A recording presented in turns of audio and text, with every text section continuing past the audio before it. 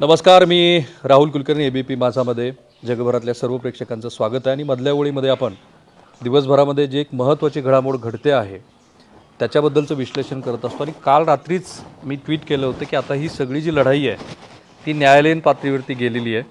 आणि न्यायालयामध्ये, कारण हे सरकार अस्तित्वात आल्यापासून म्हणजे ह्या सरकारचं अस्तित्वच मुळात न्यायालयानं डिफाईन केलं. न्यायालयाचा एक असा निर्णय आला की जे काही बहुमत सिद्ध करायचं आहे ते फ्लोअरवरती करा. खरं तर एस.आर. बोम्मई केसमध्ये की जी मला वाटतं की एक असं माइलस्टोन जजमेंट आहे, एस.आर. बोम्मई जे कर्नाटकचे माजी मुख्यमंत्री होते, त्या केसमध्ये राज्यपालाच्या चेंबरमध्ये बहुमत सिद्ध करू नये तर ते फ्लोअरवरती करावं असं सांगितलं होतं. आणि म्हणून त्या पद्धतीचा पुढचा निकाल हा जेव्हा आला की जे मतदान होणार आहे ते खुल्या पद्धतीनं व्हावं आणि मग तेव्हाचा तो अजित पवार आणि श्री देवेंद्र फडणवीस यांच्या शपथेचा प्रयोग फसला. म्हणजे त्या एका निर्णयापासून ते आत्ता जे काही सुरू होणार आहे तिथपर्यंत हे सरकार अस्तित्वात आल्यापासून ही सगळी जी लढाई आहे ती न्यायालयीन पातळीवरती गेलेली आहे. दीर्घकाळ खरं म्हणजे महाराष्ट्राचं राजकारण हे शांत जे काही घडतं आहे, एकदा कोणीतरी सत्तेवरती आला आणि ते सरकार आयदर त्यांच्या अंतर्गत मतभेदामुळे पडलं किंवा मग कुठेतरी बंडाळी झाली म्हणून पडलं असेल, जो की शरद पवार यांनी केलेला प्रयोग आहे. पण हे पहिल्यांदा घडतं आहे की इतक्या सगळ्या न्यायालयीन कज्जे, खटले, जुने संदर्भ वगैरे द्यावे लागतात. आणि म्हणून me the members of Maharashtra legislative assembly disqualification on ground of defection rules 1986 हे पूर्णच हातात घेतलं. आणि महाराष्ट्र विधानसभा नियम ज्याची 12वी आवृत्तीची प्रत माझ्या हातात आहे, अशी ही दमदार पुस्तकं माझ्या हातामध्ये आहेत. आणि त्यातल्या बऱ्याच गोष्टीचं मी आधीच वाचन केलेलं असल्यामुळं माझी खात्री आहे की दोन्ही बाजूनं जे काही वेगवेगळे दावे प्रतिदावे केले जाणार आहेत ते याच पुस्तकामध्ये असलेल्या नियमावलीच्या आधारेच तुम्हाला सोडवावे लागणार आहेत. आणि त्यामुळं कोणी कितीही आणि काहीही प्रकारचे दावे केले, म्हणजे शिंदे गट काही म्हणत असला आणि श्री उद्धव ठाकरे यांचं थोड्या वेळापूर्वीचं जे भाषण झालं त्याच्या आधी श्री संजय राऊत यांनी जे माध्यमाच्या माध्यमातून शिंदे गटाला हा मेसेज देण्याचा प्रयत्न केला की आता ही आरपारची लढाई आहे. पण ती आरपारची लढाई ही विधिमंडळाच्या बाहेर होईल. तिचं स्वरूप हे पूर्वी जशी शिवसेना होती तशा पातळीवरती राहील का, त्याला ज्यांनी पूर्वी प्रत्युत्तरामध्ये भाग घेतला होता तीच मंडळी आज इकडे शिंदे गटात असल्यामुळं प्रत्युत्तर कोण देणार हाही सगळा प्रश्न आहे. पण तो भाग अलहिदा आपल्याला जे बघायचं आहे ते या पुस्तिकेमध्ये जे काही सांगितलेलं आहे ते हे शिंदे गटाचं पुढं जे काही होणार आहे त्याच्यावरती अवलंबून आहे. आणि म्हणून माझ्या मते आजचा आपला मधल्या ओळीतला हा जो भाग आहे हा भाग अनेक जणांना अनेक काळ बघत राहावा लागेल, कारण याच्यातनं आपण अनेक गोष्टीचा उहापोह करणार आहे. तो हे करण्याची का वेळ आली, तर आज एक रेझोल्युशन, आज एक पत्र श्री महेश बालदी जे की अपक्ष आमदार आहेत आणि श्री विनोद अग्रवाल हेही अपक्ष आमदार आहेत, ह्या दोघांनी मिळून एक पत्र हे Shri Narhari Zirwal, deputy speaker, Maharashtra legislative assembly, Vidhan Bhavan, Mumbai, Maharashtra, the secretary, Maharashtra legislative assembly, Mumbai, Maharashtra, असं पत्र दिलं. त्याची प्रत माझ्या हातात आहे. आणि त्यांनी पत्रामध्ये असं म्हटलं, आता आजचा हा मधल्या ओळीचा जो भाग आहे ना थोडासा मोठा होईल, पण माझ्या मते हा भाग जर आपण नीट समजून घेतला तर सगळ्या कायदेशीर बखेडे ते आपल्याला नीट लक्षात येतील. Inability of the deputy speaker to decide disqualification petition, म्हणजे तुम्ही पात्रच नाही आहेत की तुम्ही एखादा निर्णय घ्यावा का, तर ते असं म्हणतायत, we state that a notice to move a resolution for removal of Shri Narhari Zirwal as deputy speaker of Maharashtra legislative assembly under article 179 of the Constitution of India, read with Rule 11 of the Maharashtra Legislative Assembly, rules has already been submitted, a copy of which has already been submitted to you. आता हे जेव्हा पत्र आलं आणि मी श्री महेश बालदी यांच्याशी 2-3 वेळेला मगाशी बोललो तेव्हा असं लक्षात आलं की शिंदे गटानं जी काही लढाईची तयारी केलेली आहे ती फार विचारपूर्वक प्रत्येक पाऊल मोजून मापून अशा पद्धतीनं त्यांनी केलेलं आहे. मी त्यांना विचारल्यानंतर त्यांनी मला असं सांगितलं की श्री गोगावले, भारत गोगावले यांची त्याच्यावरती सही आहे आणि शिंदे गटाच्या बाजूनच हा अविश्वासाचा ठराव 21 तारखेला देण्यात आलेला आहे. म्हणजे आत्तापर्यंत माध्यमामध्ये ही माहिती नव्हती, पण हा जो ठराव आहे, जो अविश्वासाची नोटीस आहे, माफ करा, ही नोटीस 21 तारखेला दिली आणि त्याच्यानंतरच्या घडामोडी सगळ्या घडताना दिसतात. म्हणजे शिवसेनेनं उपाध्यक्षांना सांगणं की आमचा जो गटनेता आहे तो गटनेता आम्हाला मान्य नाही आहे, त्याच्याऐवजी आम्ही दुसऱ्यालाच नियुक्त करतो आहोत, प्रतोत्पन्न आम्हाला त्यांनी नियुक्त केलेलं मान्य नाही आहे आणि ते तसं पत्र त्यांचं जाणं आणि श्री नरहरी झिरवळ यांनी ते मान्य करणं. पण आता जर ही 21 तारखेची नोटीस गेलेली आहे तर या नोटिसीचा अर्थ असा होतो की या डिस्क्वालिफिकेशनच्या नोटिसीवरती जोपर्यंत निर्णय होत नाही तोपर्यंत नरहरी झिरवळ की ज्यांनी शिवसेनेचं म्हणणं मान्य केलेलं आहे आणि ते म्हणणं मान्य करून शिंदे गटाला एक प्रकारे त्यांनी एक धक्का दिला की शिवसेनेनं जो बदल सांगितला होता तो त्यांनी बदल स्वीकारला. आणि म्हणून अपक्ष आमदार असं म्हणत आहेत की under the circumstances we submit that the spirit of constitutional ethics and morality the deputy speaker of not to take any action whatsoever on the disqualification petition which may be filed.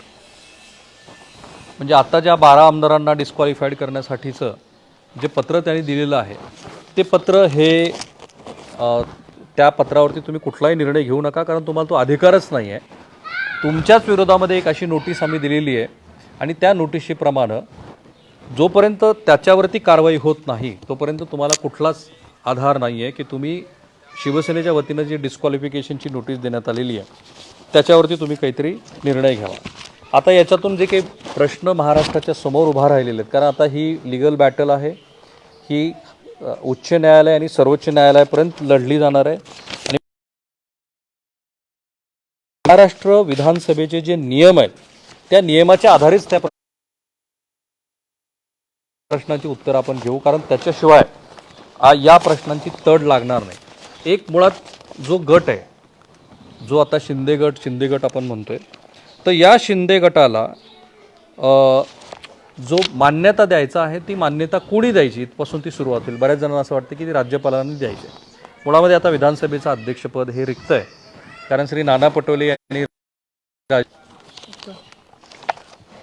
माफ करा थोडा internet कनेक्टिव्हिटीचा विषय होता. तर ते बदल असे होते की जेव्हा श्री नाना पटोले यांनी राजीनामा दिला त्याच्यानंतर अध्यक्षपदाच्या निवडीबद्दल जे पूर्वीचे संकेत होते की अध्यक्षपदाची निवड ही कुठल्या तारखेला व्हावी याबद्दलचा निर्णय राज्यपाल घेतील, तो निर्णय त्यांनी बदलला, तो अधिकार त्यांनी सरकारकडे घेतला आणि त्याच्याबद्दलचं जे मतदान प्रक्रिया आहे ती खुल्या पद्धतीनं व्हावी, जसं राज्यसभा निवडणुकीमध्ये होते. मग आत्ता आपल्याकडचं रिसेंट उदाहरण आहे म्हणून, तर ती तशी व्हावी असा बदल त्यांनी केला की जो आत्ताच्या विद्यमान राज्यपालांनी मान्य केला नाही आणि म्हणून त्या अध्यक्षपदाची जी निवड आहे ती तिथेच थांबलेली आहे. कदाचित सरकारला ही भीती पण होती की जर आपण फ्लोअर टेस्टवरती गेलो ज्या पूर्वीच्या निकषाप्रमाणे तर कदाचित आत्ता जे काही घडलं राज्यसभा निवडणूक आणि विधान परिषदेची निवडणूक त्याच्यामध्ये ते तसं होईल. ही सगळी पार्श्वभूमी सांगितल्यानंतर आत्ता अध्यक्षपद हे रित आहे आणि त्यामुळं राष्ट्रवादीच्या कोट्यातले श्री नरहरी झिरवळ की जे उपाध्यक्ष आहेत त्यांच्याकडे चार्ज आहे आणि या नियमावलीनुसार जर अध्यक्ष कुठल्याही कारणामुळे जर तिथे नसेल तर त्याचा जो अधिकार आहे तो पूर्णपणे उपाध्यक्षाला जातो आणि त्यामुळं विधानसभेचं कामकाज चालवण्यापासून ते अशा कुठल्याही कठीण प्रसंगामध्ये जो निर्णय घ्यायचा आहे तो त्याच्याकडे जातो. उपाध्यक्षाकडचे अधिकार सोपवणे हे महाराष्ट्र विधिमंडळाची नियमावली आहे आणि त्यामुळं इप्स अँड बट्सला काही वाव नाही आहे. जेव्हा आजारपणामुळे किंवा भारताबाहेर गेल्यामुळे किंवा इतर कोणत्याही पुरेशा कारणामुळे अध्यक्ष आपल्या अधिकारापैकी कोणत्याही अधिकाराचा वापर करण्यास किंवा आपल्या कामापैकी कोणतेही काम पार पाडण्यास असमर्थ असतील तेव्हा लेखी आदेशाद्वारे त्यांना योग्य वाटतील असे आपले अधिकार व कामे उपाध्यक्षाकडे सोपविता येतील. त्याप्रमाणे त्यांना अशा रीतीने सोपविलेले कोणतेही अधिकार व कामे रद्द करता येतील. तो हे तर फार स्पष्ट आहे की नियमावलीनुसार उपाध्यक्षांना अध्यक्षाचे पूर्ण अधिकार वापरता येतात. आता शिंदे गटाने जो असं म्हटलेलं आहे की आम्हाला मुळातच तुमचं हे अध्यक्षपद जे आहे ते मान्य नाही आहे आणि म्हणून आम्ही तुमच्या विरोधात अविश्वासाच्या नोटीस दिलेली आहे.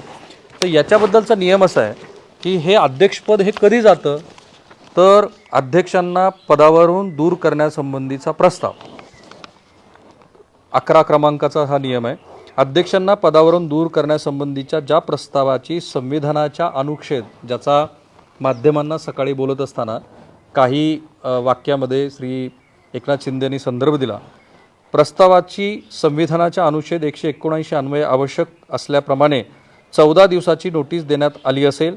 असा प्रस्ताव नोटिशीची मुदत संपल्यानंतर शक्य तितक्या लवकर अध्यक्ष विधानसभेला वाचून दाखवतील व नंतर ते जे सदस्य उक्त प्रस्ताव मांडण्याची परवानगी देण्यास अनुकूल असतील त्यांना आपापल्या जागेवर उभ्या राहण्याविषयीची विनंती करतील आणि जर 29हून कमी नाहीत इतके सदस्य याप्रमाणे उभे राहिले तर उक्त परवानगी देण्यात आली आहे व उक्त प्रस्ताव ज्या दिवशी परवानगी ठेवण्यात आली त्या दिवसापासून 7 दिवसाहून जास्त उशिरा नाही असे ते ठरवतील. म्हणजे एकदा नोटीस आल्यापासून 14 दिवसाच्या आत, ही 14 दिवसाची नोटीस असेल की 14 दिवसाच्या आत तुम्ही हे ठरवा की याच्यावरती मतदान केव्हा घ्यायचं. मी अधिक सोप्या भाषेनं करून सांगतो. आणि मग ती नोटिशीची प्रक्रिया असेल की 29 सदस्यांनी उठून उभा राहून सांगायचं की या प्रस्तावाला आमचं अनुमोदन आहे आणि मग त्या दिवसापासून ज्या दिवशी ही परवानगी मिळाली त्या दिवसापासून 7 दिवसाहून जास्त काळ उशीर होणार नाही असे ते ठरवतील आणि त्या दिवशी विचारात घेतील. जर 29पेक्षा कमी सदस्य उपस्थित राहतील तर अध्यक्ष ज्या सदस्याने नोटीस दिली असेल त्याला उक्त प्रस्ताव मांडण्यास त्यास परवानगी नाही असे कळवतील. म्हणजे जर 29पेक्षा कमी सदस्य हे जर म्हणाले की आम्हाला श्री नरहरी झिरवळ यांच्या विरोधातला जो प्रस्ताव आहे तो मान्य नाही आहे तर मग मात्र हा प्रस्ताव बारगळेल. आत्ता तशी स्थिती नाही आणि त्यामुळं जर नोटीस 21 तारखेला दिली गेलेली असेल तर 14 दिवसाच्या आत हा निर्णय घ्यावा लागेल की याप्रमाणे तुम्हाला अध्यक्षावरच्या म्हणजे आत्ताच्या उपाध्यक्षावरच्या की ज्या अध्यक्षपदाची भूमिका बजावत आहेत त्यांच्यावरचा जो अविश्वासाचा ठराव आहे त्याच्याबद्दलची नोटीस जी आलेली आहे त्याच्याबद्दल निर्णय घ्यायचा आहे आणि एकदा तो निर्णय 29 सदस्यांनी मान्य केला की तिथपासून 7 दिवसाच्या आत हा अध्यक्षाच्या ठरावाचा संदर्भातला निकाल पूर्ण होईल. हे क्लिअर झालं. त्यामुळे आत्ताची जी शिंदे गटाकडून आलेली जी नोटीस आहे त्या नोटिसीचं पुढं काय होईल हे तुम्हाला कायद्याच्या चौकटीत मी सांगितलं. आता पुढं राजकारणाविषयी आपण बोलणार होतो. आता प्रश्न असा उपस्थित झालेला आहे आणि एक दाट शक्यता मला वाटते की अँटी डिफेक्शन लॉ जो आहे त्या अँटी डिफेक्शन लॉप्रमाणे काय होऊ शकतं तर गट म्हणजे काय आणि त्याला कुणी मान्यता द्यायची त्याच्याबद्दलचा नियम असा आहे की मान्यताप्राप्त पक्ष किंवा गट म्हणजे अध्यक्षांनी मान्यता दिलेला पक्ष किंवा गट. याचा अर्थ असा की नरहरी झिरवळ यांना तो पूर्ण अधिकार आहे की शिंदे गटाला ते त्यांचा एक स्वतंत्र गट आहे म्हणून त्याची मान्यता ते देतील. पण हा अधिकार अध्यक्षाकडे आहे ना की तो राज्यपालाकडे आहे जसं बऱ्याच सदस्यांना वाटतं.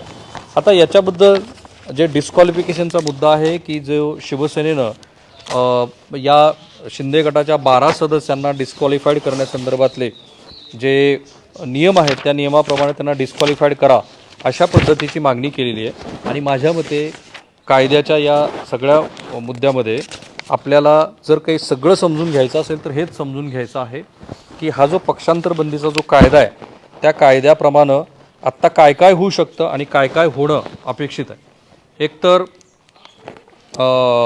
ही पूर्णच पुस्तिका ही फक्त पक्षांतर बंदी कायद्याच्या अनुषंगाने आहे त्यातल्या तरतुदीनुसार आहे. पक्षांतराच्या कारणावरून त्याचं सदस्यत्व निहर्थ होण्यासंदर्भात पक्षांतराच्या कायद्यावरून जर अशा राजकीय पक्षाचे आपले सदस्यत्व स्वच्छेने सोडून दिलं तर महाराष्ट्रामध्ये असे प्रकार घडलेले आहेत. काही जणांनी स्वच्छेनं आपलं पद सोडून दिलं होतं आणि त्याच्यानंतर तो पुन्हा कायदेशीर बखेडा उभा राहिला, तो न्यायालयीन पातळीवरती लढला गेला. खास करून आपल्या देशातल्या वेगळ्या राज्यामध्ये पण ते झालेलं आहे. पण राजकीय पक्षाचं जर सदस्यत्व त्यांनी सोडून दिलं तर हा एक भाग आहे. तो ज्या पक्षाचा आहे त्या राजकीय पक्षाकडून किंवा त्या पक्षाने या संबंधात प्राधिकृत केलेल्या कोणत्याही व्यक्तीकडून अगर प्राधिकरणाकडून देण्यात आलेल्या कोणत्याही निर्देशाच्या विरोधात जाऊन जर दोहोपैकी कोणत्याही बाबतीत अशा राजकीय पक्षाची व्यक्तीची किंवा प्राधिकरणाची पूर्वपरवानगी घेतल्याशिवाय अशा सभागृहात मतदान केले किंवा मतदान करण्याचे वर्जिले असेल किंवा अशा मतदानापासून किंवा वर्जनापासून 15 दिवसाच्या आत अशा राजकीय पक्षाने किंवा व्यक्तीने अशा प्राधिकरणाने किंवा मतदानाचे किंवा वर्जनाचे कृत्य म्हणजे माफी मागितली नसेल तर तो सभागृहाचा सदस्य म्हणून राहण्यास अयोग्य. मी आणखी आपल्या बोलीभाषेतून थोडक्यात तो ज्या राजकीय पक्षाचा तो सदस्य आहे त्यांनी जे काही सूचना तुम्हाला दिलेली आहे ज्याला व्हीप आपण म्हणतो तो सभागृहाच्या आतमध्ये त्याच्याबद्दलचा जर तुम्ही दिलेल्या एखाद्या निर्णयाच्या विरोधामध्ये जाऊन जर ते कृत्य केलं तर मात्र तुम्ही याच्यामध्ये तुमचं सदस्यत्व तो जो पक्षाचा जो सदस्य आहे तो त्या संदर्भामध्ये डिस्क्वालिफाईड होऊ शकतो. पण शिंदे गटाला जो वाव आहे जे शिंदे गट 37 आकडा जो मॅजिक फिगर आहे ती मॅजिक फिगर ते कसे गाठत होते? पक्षांतराच्या कारणावरून येणारी निर्हरता विलिनीकरणाच्या बाबतीत लागू होत नाही. म्हणजे शिंदे गट हा कुठल्याही एखाद्या राजकीय पक्षामध्ये कधी जाऊ शकतो?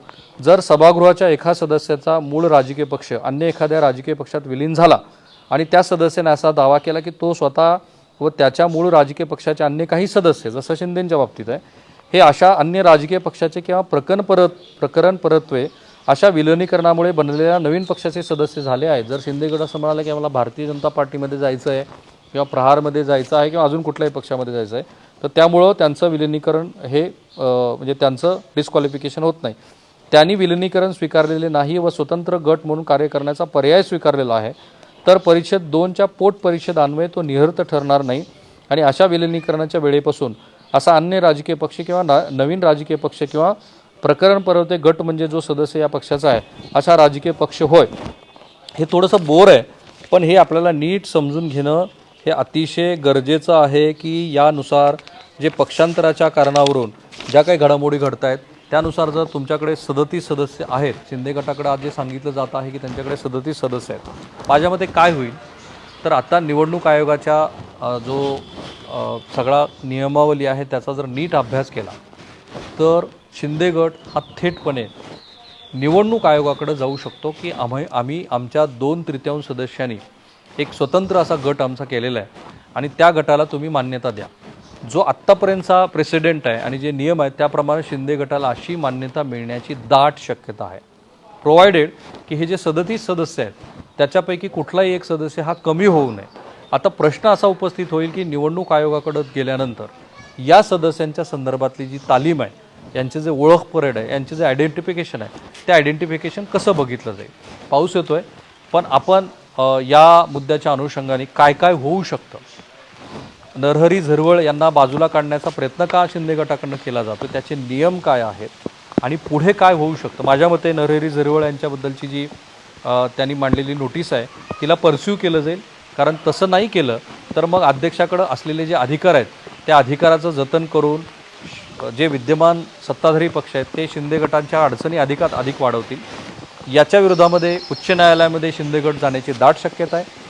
जर पक्षांतरबंदी कायदाच त्यांच्यावरती लागू करायचं ठरलं तर आत्ता जर 2/3 ही सदस्य संख्या जी दिसते आहे तर त्याप्रमाणे शिंदे गट हा डिस्क्वालिफाईड होत नाही. त्याला स्वतंत्र गट म्हणून निवडणूक आयोगाकडे जाऊन ती मान्यता घेतील. आता दुसरा प्रश्न, मूळची शिवसेना आणि त्याचं जे चिन्ह आहे ते शिंदे गटाला मिळेल का? त्याची शक्यता कमी आहे, कारण निवडणूक आयोगाकडं जर तुम्ही एखाद्या ज्या गटातनं तुम्ही बाहेर पडलेले आहात त्याचं तुम्हाला चिन्ह हवं असेल तर त्याच्यासाठी अतिशय किचकट स्वरूपाचे असे क्रायटेरियाज आहेत. म्हणजे जर निवडणूक आयोगाकडं थोडासा इंटरनेटचा इश्यू आहे, पाऊस पण आहे, ढगाळ वातावरण आहे, जर निवडणूक आयोगाकडं शिंदे गट आम्हाला पक्षचिन्ह द्या म्हणून गेला तर तसं ते मिळण्याची शक्यता फार कमी यासाठी आहे की याच्या संदर्भातले जे नियम आहेत ते नियम असे म्हणतात की तो जो राजकीय पक्ष आहे त्याला किती कुठे किती प्रमाणात ते सदस्य आहेत, कसं मत मिळालेलं आहे याच्यावरती एक प्रेसिडेंट सेट केलं, एक नियमावली सेट केलेली. इतक्यात तरी शिंदे जो गट आहे तो नियम सगळे त्याचे फुलफिल करतो आहे का हे ठाम कुणी सांगू शकत नाही. आणि म्हणून ती शक्यता फार कमी आहे की शिंदे गटाला लगोलग शिवसेनेचं जे धनुष्यबाण चिन्ह आहे ते मिळेल. याच्यापूर्वीसुद्धा या संदर्भातल्या लढाया झालेल्या आहेत. विशेषतः इंदिरा काँग्रेसमध्ये जेव्हा गटतट पडली, 78चा जेव्हा प्रयोग झाला, अगदी PA संगमा यांच्या संदर्भात सुद्धा शरद पवार आणि PA संगमा यांची पण लढाई झालेली होती. सो थांबूया आपण इथे. आपला प्रयत्न काय आहे की फक्त राजकीय अंगानेच नाही तर कायद्याच्या अंगानेसुद्धा महाराष्ट्रातली ही राजकीय घडामोड नीट समजून घेण्याची, आणि ती समजली नाही तर पुढे जे काही राजकीय हे खटले हे जे काही चालले ते न्यायालयात पोहोचेल आणि तिथे पोहोचल्यानंतर जे काही होणार आहे त्याचे संदर्भ आपल्याला लागणार नाही. तो थांबूया आपण इथे. तुम्हाला आमचा हा जो प्रयोग आहे तो कसा वाटतो तो जरूर कळवा. माझं आणि ABP माझाचे जेवढे म्हणून सोशल मीडिया प्लॅटफॉर्म्स आहेत, ट्विटर आहे, यूट्यूब आहे, फेसबुक. ABP माझा, उघडा डोळे बघा नीट.